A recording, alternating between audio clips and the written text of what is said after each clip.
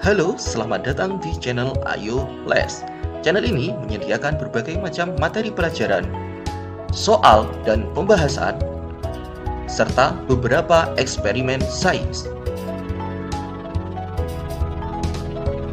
Namun, sebelum lanjut, silahkan klik like, subscribe, dan jangan lupa tekan tombol loncengnya supaya Anda tidak tertinggal video-video selanjutnya.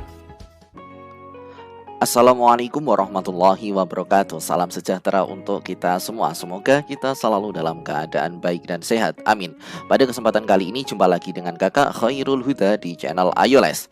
Untuk pembahasan kali ini adalah pembahasan sesuai dengan request adik-adik semua ya, yaitu diminta untuk pembahasan soal IPS kelas 7. Nah, pembahasan yang akan kita lakukan pada kesempatan kali ini adalah pembahasan naskah soal penilaian akhir semester ataupun PAS semester gasal tahun pelajaran 2021-2022 untuk tingkat pendidikan SMP maupun MTS, mata pelajaran IPS ataupun ilmu pengetahuan sosial kelas 7 semester 1 ataupun ganjil. Nah, adik-adik jangan khawatir, kisi-kisi yang digunakan untuk mengembangkan soal ini sudah disesuaikan dengan kurikulum 2013 sehingga akan sangat sesuai atau bahkan banyak soal yang sama nantinya dengan soal yang akan dikeluarkan oleh Bapak Ibu guru kalian masing-masing. Oke, tanpa berpanjang lebar, apabila belum subscribe silahkan subscribe terlebih dahulu, dan apabila merasa video ini nanti bermanfaat silahkan share ke teman-temannya supaya teman-temannya juga bisa mempelajari soal-soal ini sehingga nanti pada waktu ujian bisa mendapatkan nilai yang maksimal. Oke, mari kita lanjut ke pembahasan soalnya. Soal nomor 1. Tempat di permukaan bumi baik secara keseluruhan maupun hanya sebagian yang digunakan makhluk hidup untuk tinggal disebut titik-titik. A. Ruang, B. Lokasi, C. Wilayah ataupun D. Daerah. Jawaban yang paling tepat untuk soal nomor 1 yaitu adalah yang A. Ruang. Lokasi ini bukan, wilayah ini bukan, daerah ini bukan. Mari kita lanjut ke pembahasan soal nomor 2. Perhatikan gambar berikut ini. Nah, ini ada dua gambar ya. Wilayah A surplus sayuran ataupun sayurannya berlebihan, wilayah B surplus ikan, ikannya itu berlebihan. Nah, di sini kemudian ada panah ke kanan dan ada panah ke kiri. Berdasarkan gambar di atas, kondisi interaksi yang terjadi adalah titik-titik. A dapat dipindahkan ataupun transferability, ataupun yang B keterhubungan ataupun connectivity, C kesempatan antara ataupun intervening opportunity, ataupun D saling melengkapi complementary. Jawaban yang paling tepat untuk soal nomor 2 itu adalah yang D saling melengkapi. Kenapa kok seperti itu? Ya karena A ini dapat dipindahkan tidak, B keterhubungan ini tidak ya, kesempatan antara ini juga tidak. Nah, gambar A dan B ini menunjukkan adanya saling melengkapi.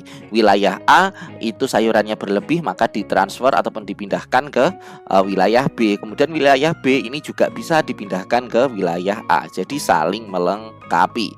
Jawaban yang paling tepat untuk soal nomor 2 adalah yang D. Kita lanjut ke soal nomor 3. Adanya interaksi antar satu ruang dengan lainnya disebabkan oleh titik-titik. A. Perbedaan karakteristik ruang, B. persamaan karakteristik ruang, C. perbedaan makhluk hidup, ataupun D. persamaan makhluk hidup. Jawaban yang paling tepat untuk soal nomor 3 yaitu C. perbedaan makhluk hidup itu menyebabkan adanya interaksi ruang dengan lainnya. Jadi adanya perbedaan makhluk hidup itu menyebabkan interaksi antar ruang ya. Kita lanjut ke soal nomor 4. Soal nomor 4. Pemerintah Indonesia giat membangun jalan sehingga membuka konektivitas antar daerah. Dampak konektivitas tersebut adalah titik-titik. A. Pola pergerakan barang akan mudah dikendalikan oleh para pengusaha. Ini tentunya tidak, karena ini nanti sangat menguntungkan ke pengusahanya saja.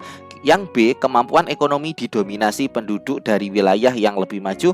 Tidak, ini juga salah ya. Gunanya untuk konektivitas itu adalah membuka konektivitas itu adalah untuk pemertaan. Jadi yang B ini juga bukan. Yang C, potensi ekonomi dapat diolah untuk meningkatkan kesejahteraan penduduk ya. Jawaban paling tepat adalah yang C. Yang D kita coba lihat dulu. Produksi barang mengalir ke wilayah terisolir hingga penduduk konsumtif ya, ini juga bukan ya, yang kurang tepat. Yang paling tepat untuk soal nomor 4 yaitu yang C. Potensi ekonomi dapat diolah untuk meningkatkan kesejahteraan penduduk. Jadi akan mempermudah akses untuk pengolahan hasil ekonomi dari masyarakat yang terpencil. Oke, kita lanjut ke soal nomor 5. Jarak kota A ke kota B pada peta menunjukkan angka 5. Ya, sedangkan skala peta adalah 1:500, maka jarak sesungguhnya antar kedua kota tersebut adalah titik-titik. Nah, adik-adik, seperti yang sudah kita pelajari bahwasannya sentimeter ke kilometer itu ada kenaikan 5 digit angka ataupun dikali 100.000. Berarti di sini nanti 1 cm itu sama halnya dengan 500.000 cm. Nah, di sini kita coret 500.000 cm itu sama halnya dengan 5 km. Berarti ini kita coret 1, 1, 1. Nah, ini kilometer. Nah, 1 cm itu sama dengan 5 km. Nah, sedangkan pertanyaannya di sini angkanya 5 cm, berapa jarak sesungguhnya? Nah, berarti di sini rumusnya adalah 5 cm dikali 5 km. 5 dikali 5, 25. Berarti jawaban yang paling tepat adalah yang B, 25 km. Kita lanjut ke soal nomor 6. Perhatikan gambar di bawah ini. Berdasarkan bentuknya, gambar di bawah ini merupakan simbol titik-titik. Nah, ini ada gambar ya, sungai berbentuk garis, jalan raya juga garis, jalan lain desa ini juga garis, batas negara ini berbentuk garis ya, plus plus plus, batas provinsi ini juga plus minus gini ya, ini garis, batas daerah ini juga garis. Nah, kalau ditanyakan berdasarkan bentuk gambar di bawah ini, berarti simbol ini merupakan simbol apa adik-adik? A titik, B garis, C warna, D area. Jawaban yang paling tepat adalah yang B. Ya, ini adalah simbol garis. Kita lanjut ke soal nomor 7. Tanda panah tersebut menunjukkan bagian peta, yaitu titik 2, titik-titik. A judul peta. Judul peta bukan ya yang ditunjukin panah. Skala peta bukan. Inset peta ini bukan. Jawaban yang paling tepat adalah yang C, simbol peta. Kita lanjut ke soal nomor 8. Secara geografis Indonesia terletak di antara 2 samudera, yaitu titik-titik. A Samudra Pasifik dan Samudra Hindia, B Samudra Pasifik dan Samudra Atlantik, C Samudra Atlantik dan Samudra Hindia, D Samudra Atlantik dan Samudra Pasifik. Jawaban yang paling tepat untuk soal nomor 8 yaitu yang A. Silakan adik-adik nanti dihafalkan, Indonesia itu pokoknya terletak di antara 2 samudera, yaitu Samudra Pasifik dan Samudra Hindia. Oke, kita lanjut ke soal nomor 9. Keuntungan dari letak geografis wilayah Indonesia adalah titik-titik. A menjadi jalur perdagangan dunia, B beragamnya flora dan fauna, C menjadi penghasil rempah-rempah, D beragamnya potensi sumber energi dan mineral. Jawaban yang paling tepat karena di sini ditanyakan letak geologisnya wilayah Indonesia, maka yang paling tepat adalah yang A. Kenapa? Karena Indonesia menjadi jalur perdagangan dunia. Oke, kita lanjut ke soal nomor 10. Indonesia terletak di poros dunia seperti pada gambar. Keuntungan yang diperoleh Indonesia berdasarkan posisi tersebut adalah titik-titik. A menjadikan Indonesia pusat persinggahan para penguasa dunia. Nah, Indonesia yang ini ya adik-adik. Nah, ini ada gambar Indonesia. Yang A ini bukan, karena Indonesia tidak dijadikan persinggahan para penguasa dunia. Kemudian yang B menimbulkan berbagai budaya dunia di wilayah sekitar Indonesia. Ini juga tidak. Yang C mendukung kehidupan berbagai jenis flora di wilayah Indonesia. Ini tidak. Yang D menyebabkan Indonesia berada di jalur lalu lintas perdagangan dunia. Ya, jawaban yang paling tepat adalah yang D. Ingat, Indonesia di sini ini sebagai jalur perlintasan perdagangan dunia. Kita lanjut ke soal nomor 11. Secara astronomis Indonesia terletak pada garis lintang 6 derajat lintang utara sampai 11 derajat lintang selatan, dan pada garis bujur 95 derajat bujur timur sampai 141 derajat bujur timur. Manakah pernyataan di bawah ini yang merupakan akibat dari letak astronomis Indonesia? A. Indonesia beriklim musim, Tidak. Indonesia terletak di posisi silang? Tidak. C. Indonesia berada di wilayah tropis? Ya. Jawaban yang paling tepat adalah yang C. Indonesia berada di wilayah tropis. Inilah yang menyebabkan Indonesia mempunyai dua musim, yaitu musim kemarau dan musim penghujan. Kita lanjut ke soal nomor 12. Kawasan hutan yang berfungsi sebagai kawasan pengawetan aneka ragam flora dan fauna disebut titik-titik. A. Hutan produksi, B. Hutan konservasi, C. Hutan lindung, ataupun D. Hutan marga satwa. Jawaban yang paling tepat untuk soal nomor 12 yaitu adalah yang B. Hutan konservasi. Hutan konservasi ini merupakan hutan yang fungsinya adalah untuk sebagai kawasan pengawetan ataupun menjaga aneka ragam flora dan fauna. Oke, kita lanjut ke soal nomor 13. Sumber daya tambang yang merupakan batuan sedimen yang terbentuk dari sisa tumbuhan yang telah mati dan mengendap selama jutaan tahun yang lalu adalah titik-titik. Nah, ingat keywordnya di sini adalah tumbuhan dan mengendap selama jutaan tahun. Nah, ketika ada pertanyaan seperti ini sudah sangat jelas. Apa itu adik-adik? Ya, batu bara. Pasir besi ini bukan, bauksit ini bukan, minyak bumi ini apalagi ini bukan ya. Kalau minyak bumi ini berasal dari fosil. Fosil itu adalah dari makhluk hidup seperti binatang ataupun hewan yang mana sudah tertimbun berjuta-juta tahun yang lalu. Oke, kita lanjut ke soal nomor 14. Tipe hutan yang berada di daerah pasang surut air laut adalah titik-titik. A. Hutan tropis, B. Hutan homogen, C. Hutan lindung, ataupun D. Hutan mangrove. Jawaban yang paling tepat untuk soal nomor 14 karena di sini ditanyakan adalah tipe hutan yang berada di daerah pasang surut air laut adalah apa adik-adik? Ya, hutan mangrove. Ini berada di pesisir pantai ya adik-adik. Kalau hutan lindung ini bukan, hutan tropis ini bukan, yang hutan homogen ini juga bukan. Kita lanjut ke soal nomor 15. Perhatikan data sumber daya tambang berikut. 1 gas, 2 emas, 3 bauksit, 4 batu bara, 5 pasir besi, 6 minyak bumi. Yang termasuk sumber daya energi adalah titik-titik. A 123, B 146, C 236, ataupun D 456. Mari kita analisis satu persatu. 1. Gas ini adalah sumber energi. Emas ini bukan, bauksit ini bukan, batu bara ini energi, pasir besi ini bukan, minyak bumi ini adalah energi. Berarti jawaban yang paling tepat adalah 146. Apakah ada adik-adik? Ya ada, ternyata jawabannya yang B 146. Emas ini bukan sumber daya energi ya. Kemudian pasir besi juga bukan, bauksit ini juga bukan. Yang sumber daya energi adalah gas, batu bara, dan minyak bumi. Oke, kita tahu ya karena gas itu bisa digunakan untuk sumber daya energi. Kemudian batu bara ini bisa ada juga pembangkit listrik tenaga batu bara, ada juga minyak bumi. Nah, jadi 146 ini merupakan sumber energi yang tidak terbarukan, jadi bisa habis. Oke, kita lanjut ke soal nomor 16. Mangrove adalah salah satu sumber daya alam di pesisir yang memiliki fungsi ekologis dan ekonomis. Fungsi ekologis dari hutan mangrove adalah, ingat adik-adik, kalau ditanyakan ekologis itu berarti yang bermanfaat untuk ekologi ataupun lingkungan. Oke, kita baca nih opsinya. Yang A, menghasilkan kayu yang dapat dimanfaatkan sebagai bahan baku kertas. Ini bukan ya, bukan untuk manfaat kepada lingkungan ya, ini manfaat dalam segi ekonomi ataupun usaha masyarakat. Yang B, ikan dan udang yang hidup di habitat ini sebagai sumber protein, ini juga bukan. Yang C, melindungi pantai dari abrasi air laut. Ya, jawaban yang paling tepat adalah yang C. Yang D ini bukan. Kita lanjut ke soal nomor 17. Berikut ini yang bukan upaya pemanfaatan laut adalah titik-titik.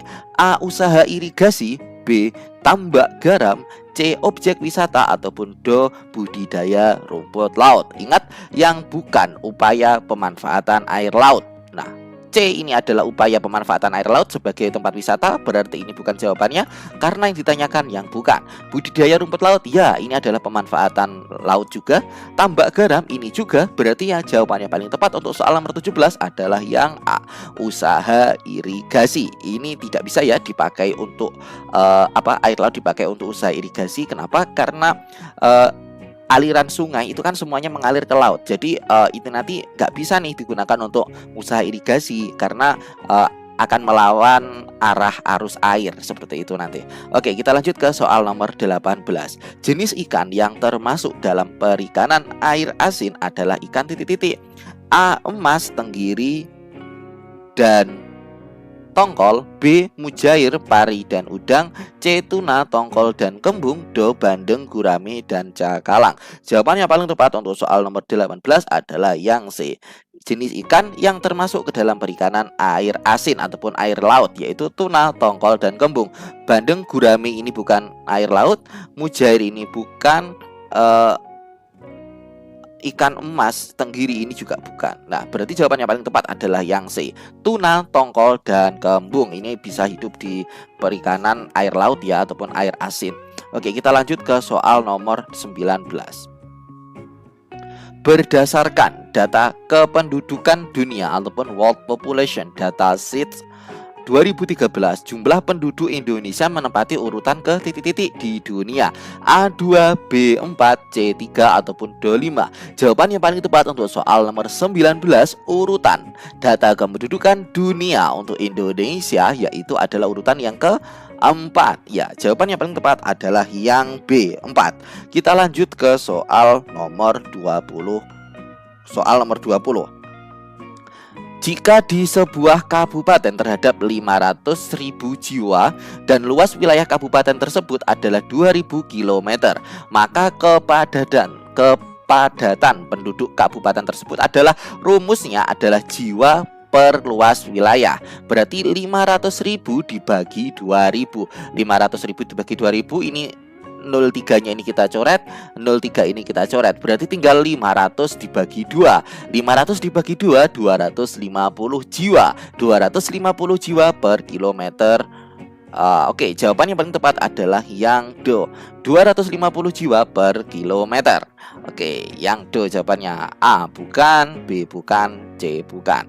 Kita lanjut ke soal nomor 21. Penanggulangan persebaran penduduk yang tidak merata dapat dilakukan dengan titik-titik. A, membangun pusat perkotaan dan industri lain di wilayah ataupun di daerah minim penduduk. Ya, ini mungkin bisa dilakukan karena dengan demikian wilayah yang minim penduduk akan berangsur ramai karena ada pusat perkotaan dan industrinya. B, mempercepat laju urbanisasi. Tidak, ini nanti malah akan semakin tidak menanggulangi persebaran. Yang C, melakukan pemekaran wilayah. Ini juga bukan. Yang D, pemanfaatan sumber daya alam secara maksimal. Ini juga bukan. Jawaban yang paling tepat untuk soal nomor 21 adalah yang A, membangun pusat perkotaan dan industri lain di daerah yang mana penduduknya itu masih minim. Nah, ini nanti akan menyebabkan pemerataan ataupun persebaran penduduk di wilayah yang minim akan menjadi lebih ramai. Kita lanjut ke soal nomor 22. Nah, oke, ini saya kaji sedikit ya, nomor 21. Inilah yang juga dicanangkan oleh Presiden Jokowi. Pusat ibu kota kita yang awalnya berada di Jakarta itu rencananya kan mau dipindahkan ke Kalimantan.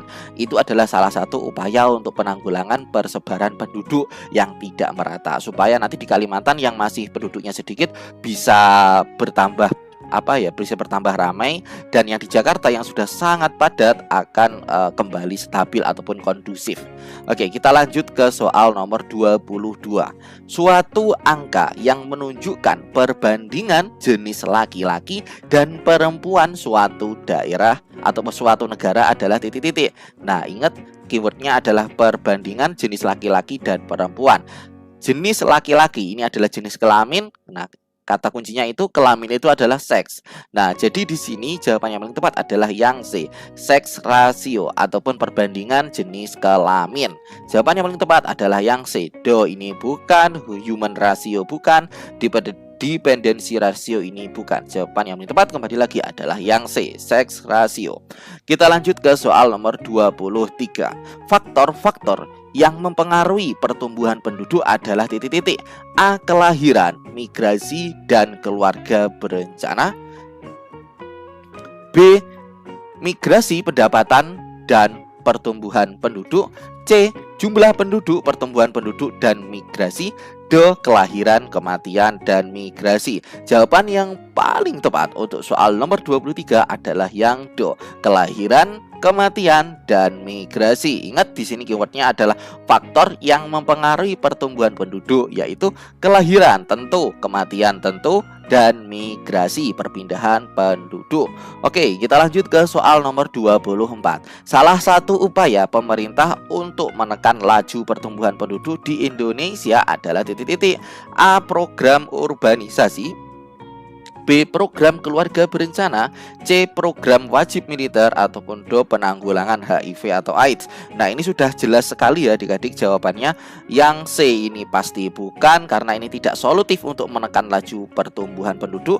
Yang D ini bukan, penanggulangan HIV atau AIDS ini tidak ada kaitannya ya dengan laju pertumbuhan. Yang A. Program urbanisasi bukan. Jawaban yang paling tepat untuk menekan laju pertumbuhan yaitu dengan program keluarga berencana ataupun 2 anak cukup ya. Jadi ini nanti akan menekan laju pertumbuhan penduduk Indonesia yang sangat pesat. Oke, kita lanjut ke soal nomor 25.